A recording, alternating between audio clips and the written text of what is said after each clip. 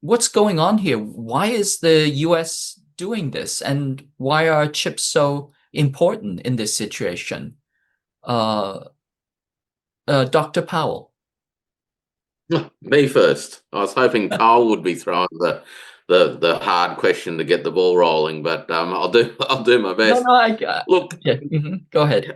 look, chips, of course, is the engine room for computation as far as data is concerned, and the aim is to enable the rapid computation of large amounts of data to assist in all sorts of fields of activity, whether it's in logistics planning or in medical research, or ultimately, of course, in defense and military applications.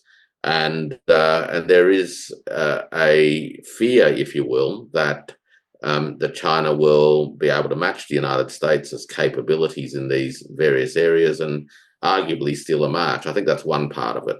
But I think the other part of it, and this goes to the attempt to ban everybody from using these chips, is to try to forestall the development of a system that I've described in the past as digital Westphalia, which is the idea that nations around the world can progressively extricate themselves from an American big tech dominated ecosystem and pursue technology development strategies that are anchored far more in the idea of digital sovereignty and being able to deploy software applications, run AI models that are basically built locally, running on open source capabilities, rather than being trapped in American big tech ecosystems. And that's arguably the last thing that the United States wants to see happen, both in a geopolitical sense, but also in a straight down the line commercial sense. So this is a protection racket. It has commercial dimensions to it, and it also has geopolitical dimensions to it as well. Carl, your thoughts?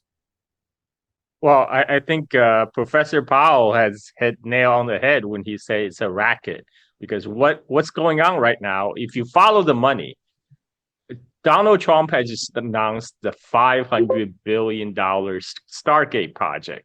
Now, this is a huge investment. This is because right now there's an AI bubble that's being developed in United States.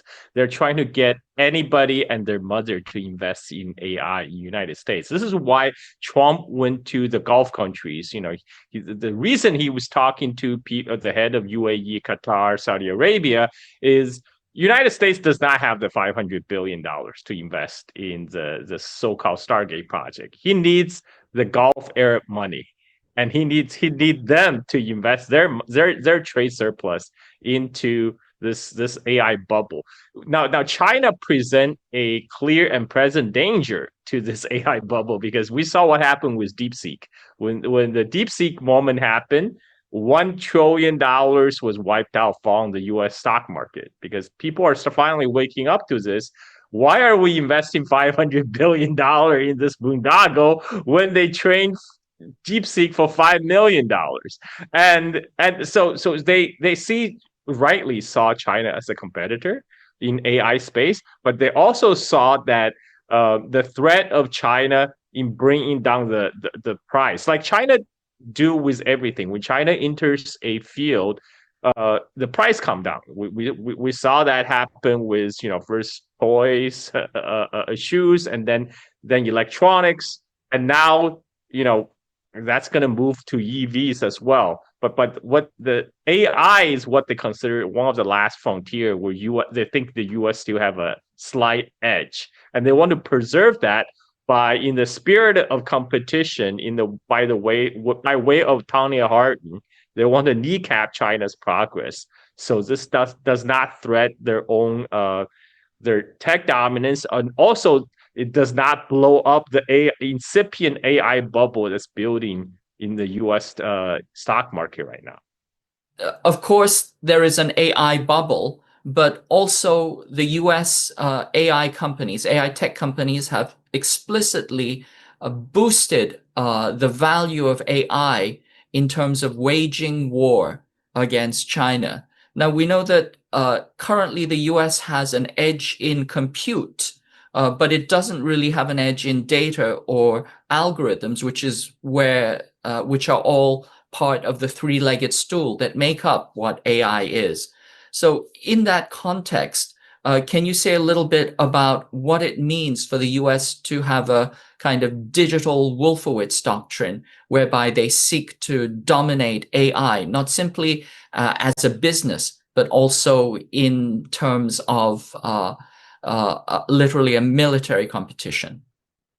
Well, I mean, this is one of the chief reason a lot of the people who are building up the AI hype in US are justifying all this $500 billion investment into Stargate project by saying, okay, we have to win this race versus China because, once we develop AI will do everything, that because whoever then controls AI will win the world. For them, it's a zero-sum game. Like the United States must win this at all costs. This justifies, the insane amount of money they're pouring into the AI race right now. I mean, the competition with China is one of their chief justification for doing this. And I think for many of them, this is really more of a grift, because there is really just to blow up the AI bubble even further by saying this is a national security issue. It's a do or die issue. We cannot let China surpass us. It appeals to people's American supremacist mindset. People have their identity kind of so intertwined with the idea that United States must remain number one. They will do anything to justify it, even when there's much needed investment into infrastructure, education. But no, let's put everything into AI because that's where we need to go right now in order to win against China. But I think at the end of the day, it's still about money. I think half of these people don't even believe a word they're saying. They are doing this as a grift to line their own pocket. If you look at even like people like Palantir, they are selling bloatware. I mean, okay, yes, they are enabling U.S. military industrial complex. They're enabling genocide in Gaza. They are, they're doing all that, all everything they said they would do. But at the same time, their ultimate aim is to profit. To profit from human misery, to profit from sucking the money from the U.S. taxpayers' base into their own pocket. That's what really is all about at the end of the day. Yes, and I think that we can certainly see that AI is being sold as the literal killer app, the ultimate killer app, if you will. Dr. Powell, what do you think about that proposition that this is literally a grift? Of course, we know that the Ascend chip is being sold at 50% of the price of the Nvidia chip, and Nvidia H20 and also the H100. And it seems like it is a significant entrant into the field. And therefore, the US is literally making it impossible for countries to use Huawei or Chinese chips. It's literally, you're with us or against us. You have to make a choice. Dr. Powell, your thoughts about this? Well, American big tech has always been intimately intertwined with the interests of American defense. And this goes back to the 1950s and the 1960s. Silicon Valley today wouldn't be what it is had it not been for the ongoing and substantial financial contributions made to it, either directly by the Pentagon and the Department of Defense or indirectly via research and development contracts through universities and research institutions such as Rand Corporation. So the first point to remember here is that big tech and the American defense sector, or the military industrial complex to put it more directly, have been intimately intertwined for a long time. What is happening a little bit at the moment is that there are some new kids on the block who are moving in on the action, and because they have seen that there is substantial largesse. And I think Carl's right when he says that by and large, many of these folk don't necessarily believe anything that they say, but they also know that this is exactly what you need to say at the moment to jump onto the gravy train. It is the ticket, for the best seats on the gravy train. The second thing too, to I guess bear in mind is that whilst there is a view that this may be the killer app today, we've been promised killer apps for a long, long time, and of course it never seems to materialize. And we'll move from one grift and run crisis, when the bubble pops, to the next one. And the problem, I guess, now that the tech sector faces in the United States is that China is offering a viable competitive alternative in very fundamental terms, in cost terms, of course, which enables countries around the world to access technologies that previously they couldn't. So, China has a business model that essentially prices people in through abundance, whereas the West has developed a business model that prices people out through confected scarcity. And I think that this is the case right up and down the technology stack. The last piece, and perhaps there's actually a fourth leg to this stool, is the long run availability of energy. And, you can have all of your best hardware in the world. You can actually have the best algorithms as well to run on that hardware. But if you don't have, and you can have access to lots of data too. Palantir certainly is doing its best to ensure that American AI technology has access to all sorts of data from all sorts of people around the world.